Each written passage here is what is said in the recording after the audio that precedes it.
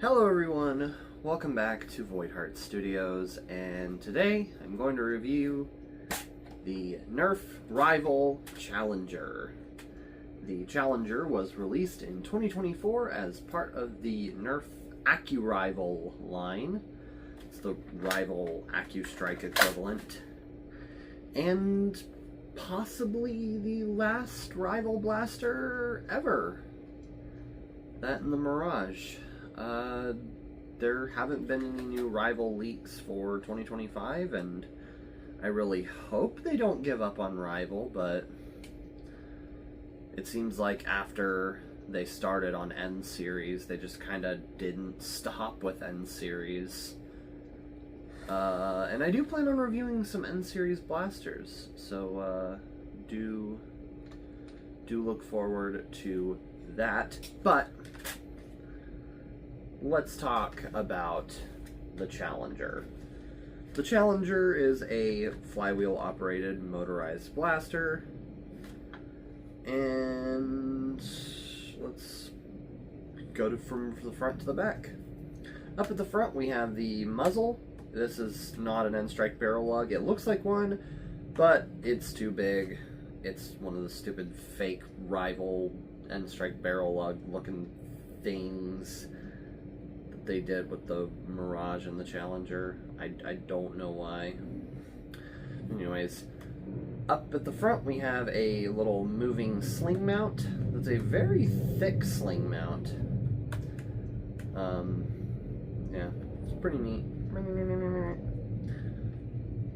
On the sides and the bottom we have some small Rival tactical rails. Considering the only attachment they released that goes on Rival rails that isn't a scope, a red dot, is either a bipod or a vertical foregrip. I don't know why they need rails on the side. But, yeah, whatever. Up at the top, there's also a Rival tactical rail, which is neat. On the side here is a jam release door you can open and get your fingers in there just in case you get your balls in a bind. And, yeah, it takes this 12-round curved Rival magazine. This holds 12 balls. And, yeah, we will be using this in the range test footage. It does feed very well. I haven't had any feeding issues with it, so, yeah, pretty good. Back here is the mag release. You just press it, and you can pull out the mag, which is nice. And we have the trigger group back here. This down here is the rev trigger, which you want to rev it up before you fire it because that's how flywheel blasters work. And this is the main trigger. They do feel pretty good. On the right side only, there is the safety. Push it forward. You can't rev the blaster. Push it back, and you can rev and fire. On the back here is another sling mount, which this one actually has like a thing that pops in. So like, instead of having to clip your slings on, you in America you clip sling onto blaster. In Soviet Russia you clip blaster onto sling. Sorry, that's just what I immediately thought of, was just an in Soviet Russia meme. But yeah, you just put it like here. Because I have a sling. I bought a sling. But yeah. So you can just go and take your sling and do that. Because these are rather thick sling mount points. And they did that because of slings like this one that don't have very large hooks.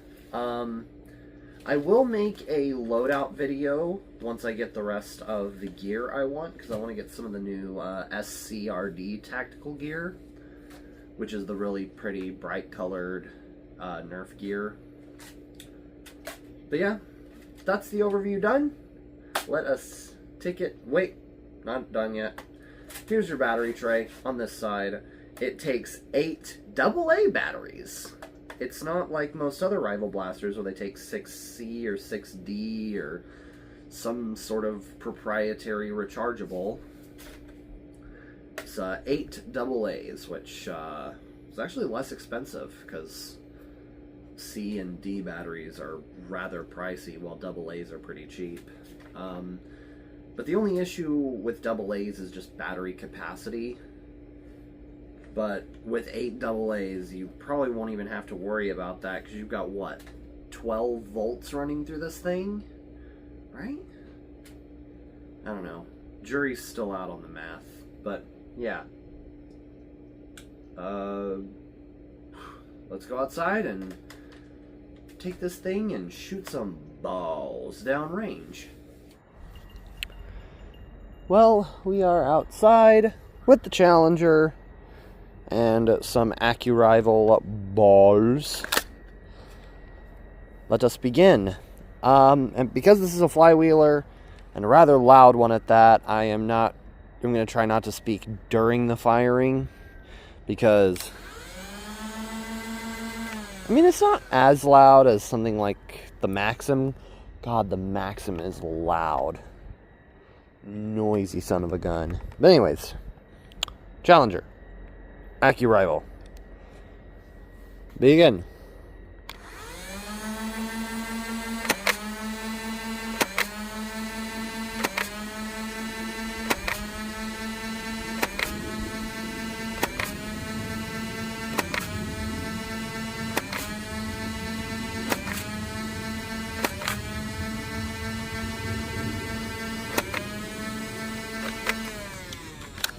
They're out.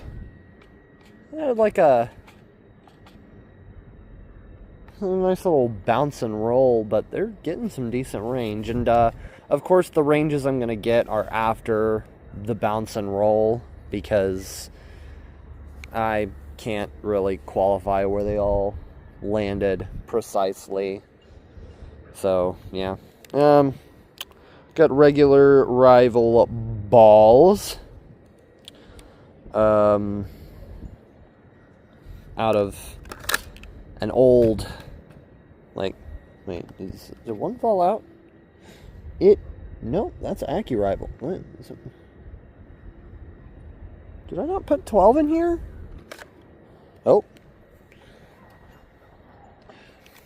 I did. One just fell out. Meh.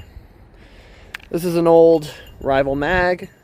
Came with the Atlas, if I recall correctly. But yeah, regular Rival balls.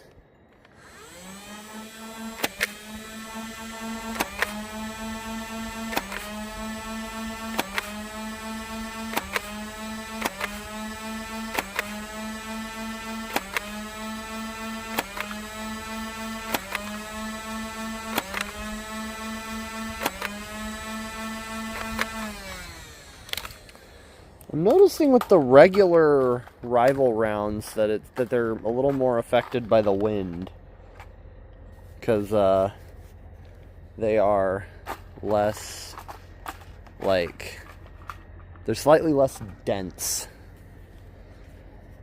Speaking of less dense, we got Chaos rounds out of my Pathfinder magazine. Alright, and Shabloingus. Let's see how crazy they decide to go.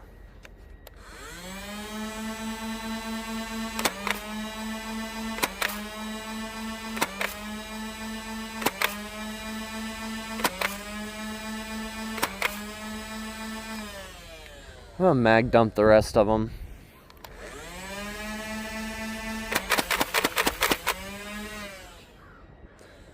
Yeah. That's the thing with mag dumping flywheelers. Some of them just get lower range. Let me refire those last three. I'm going to give the last three Chaos rounds a do-over, just because I didn't expect the performance when mag dumping to spike that hard. So,